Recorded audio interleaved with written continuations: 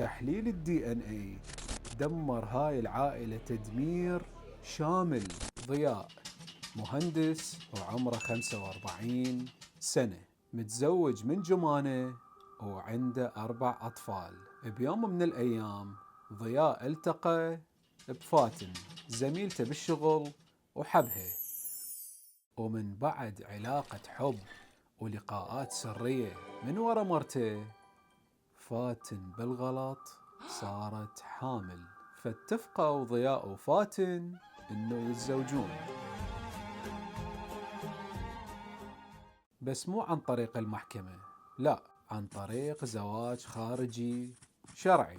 ومن بعد 5 أشهر فاتن جابت طفلة وضياء سجلها باسمه، واستمروا على هالحال 2 سنين.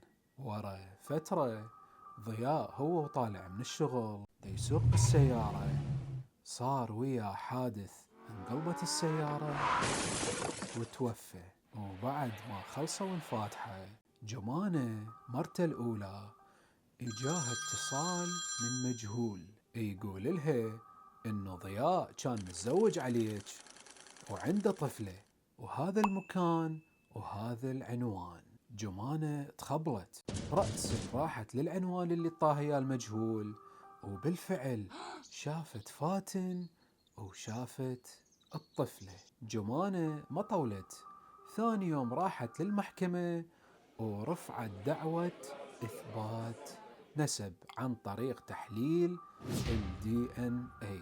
طبعا فاتن ما قبلت، لأن عندها أوراق رسمية، ضياء مسجل الطفلة باسمه قبل لا يتوفى. المحكمة قررت أنه يسوون تحليل الدي ان اي. ضياء عنده 3 أخوان، صابر الصغير وبهاء وسلام.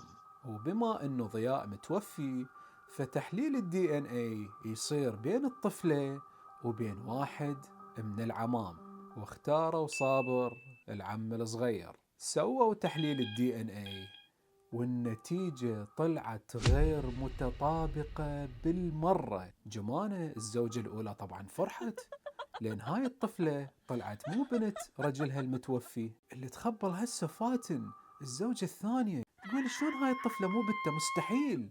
هسه فاتن هي اللي تريد تعيد تحليل الدي ان اي، بس مو من صابر الصغير، لا، من العمام الاثنين سلام وبهاء.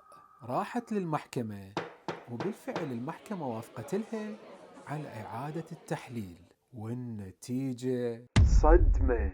طلع دي ان اي الطفلة مطابق 100% البهاء وسلام، يعني هاي البنية بتهم بدون شك. انتهت قضية فاتن والطفلة، وانفتحت قضية أكبر من ذيك القضية ب100 مرة.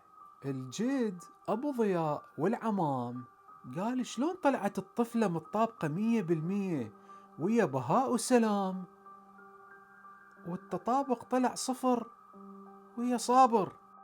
فطلب تحليل دي ان اي بينه هو وبين صابر ابنه الصغير. سووا تحليل الدي ان اي، والكارثة طلعت انه صابر مو من صلبه، صابر مو ابنه.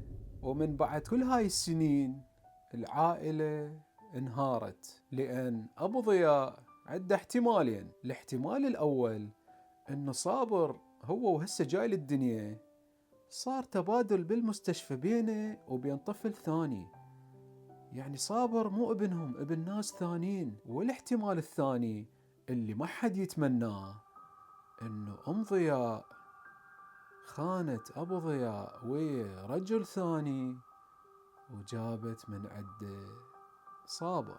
وبالحالتين الله يساعده. هاي القصة حقيقية، نقلا عن ملفات المحاكم العراقية.